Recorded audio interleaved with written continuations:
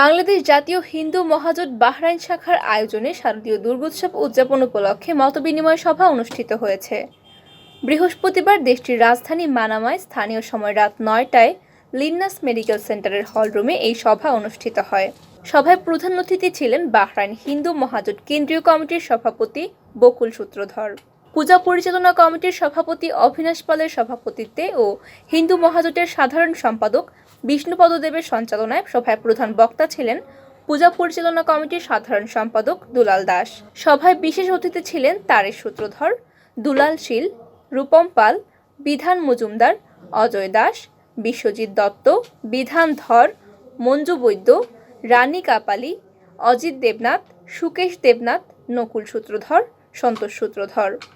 অন্যান্যদের মাঝে উপস্থিত ছিলেন লিটন সূত্রধর, রাহুল দেবনাথ, সজীব দাস, ঝন্টু শীল, জওহরলাল দাস, নির্মল দাস, অসীম পাল, অমিত দাস, সুকেশ দে, শঙ্কর দাস সহ বিভিন্ন শাখা ও এলাকার প্রতিনিধিবৃন্দ।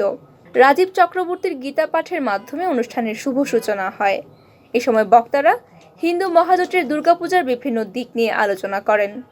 সকলের বিভিন্ন মতামতের প্রকাশের মাধ্যমে শারদীয় দুর্গোৎসব পঞ্চম বর্ষ উদযাপন করার সিদ্ধান্ত পোষণ করেন।